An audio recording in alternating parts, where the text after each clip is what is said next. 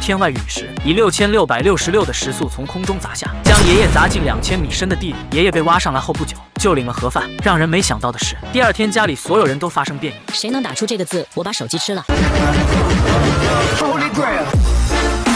小女儿变成了金刚芭比，能轻松掰弯手臂粗的钢筋。大女儿拥有隐身的能力，把所有人险些吓出10年脑震荡。这隐身的能力，我敢保证在座的每个人肯定都想要。想要的直扣666，不想要的直扣888。这边大哥胖墩在卧室里拉屎，结果一用力就放了个屁，不曾想却将他瞬移到屋外，吓得他慌忙提上裤子，差点被屏幕前的妹子占了便宜。而大嫂拥有飞翔的能力，888公斤的身体凌空飞起，100码的小脚在水面上蜻蜓点水。牛顿见了都说牛逼。小儿子则拥有与动物交流的能力，拿着华为手机和小狗看30的视频，并顺手给他的视频点赞关注。而领盒饭的爷爷则神奇复活，拥有金刚不死之身，然而每天都在死去活来中度过。而30的技能却很奇葩，只能用手指滋水，平时也只能给花椒浇水而已。那么你们绝对想不到，他这超能力还有另一种用处，你知道是哪种用处吗？男人用意念对着价值几个亿的茶杯暗暗用力，不曾想茶杯竟慢慢漂浮在半空，牛顿气得都要破棺而出了，而男人却欣喜若狂。但下一秒，女人端着茶杯却凭空出现，男人从惊喜变成惊吓，10年老血栓都瞬间通了。他的技能却是很废材的超能力，只能用手指滋水。一家人都拥有让人羡慕的超能力，这让30在家人面前感到深深的自卑，终日只能浇浇花喂喂草。即便他们都拥有了超能力，吃饭拉屎却一样都不能少。几人准备去银行借点钞票，打算趁着银行下班之际，利用女人隐身的技能打开保险柜，往兜里装入大把的钱，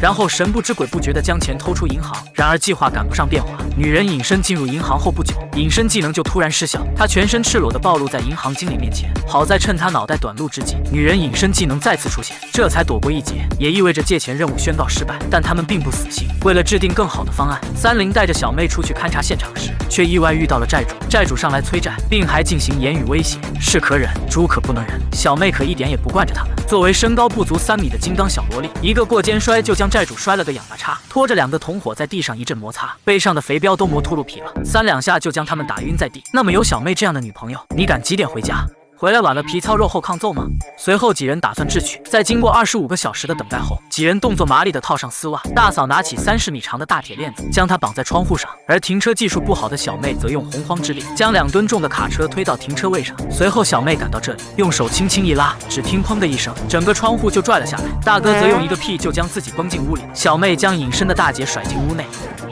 大嫂则抱着小妹飞了上去。这边大哥胖墩拿着3米长的斧头，冲着密码锁就是一顿输出，却触发了报警装置。在肛门前，胖墩正准备输密码，但小妹一记大力金刚腿，直接就踹开肛门，随后抱起上千斤的保险柜就扔到楼下。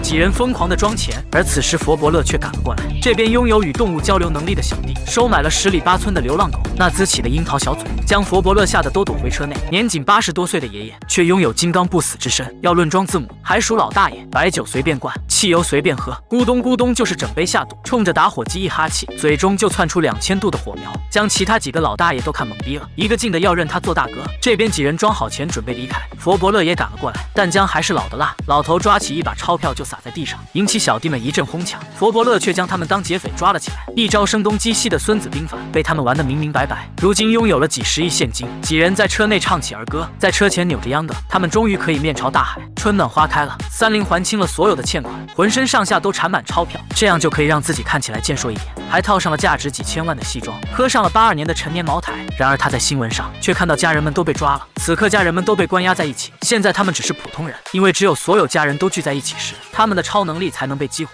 就在几人接受法庭审判时，30推着爷爷就来到法庭，这下所有人的超能力瞬间觉醒，大女儿直接隐身，大哥胖墩一个屁就闪现出铁笼拦住持枪的佛伯乐，小萝莉则一把掰弯佛伯乐的枪管，随后他掰开铁笼救出了其他家人。此刻法庭已经乱作一团，30趁机带着全家人上了辆警车，并以500码时速向前狂飙，警车在后面急速狂追，追上来的警车还不断撞击车辆，胖墩一个屁就闪现到对方车上，随后抢过方向盘，他再瞬移回来，警车当场撞到报废。这边金刚小萝莉也不甘示弱，伸出小手用力一推，警车瞬间失控，在空中转体3.1415926度后完美落地。面对前方出现的警车，30猛打方向盘，却撞向了路旁的水果摊，果汁沾的挡风玻璃到处都是，掰动雨刮器，哪曾想雨刮器却并没有水。有着250智商的他灵机一动，用手指滋出水来，他这废材的超能力竟然还能这样用，玩呢！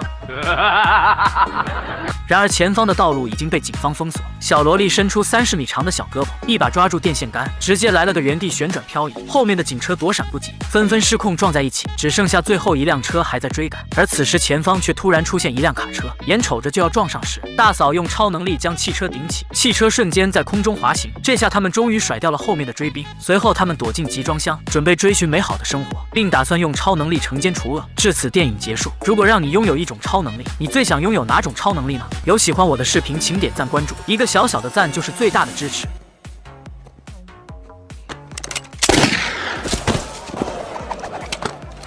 People died to fair.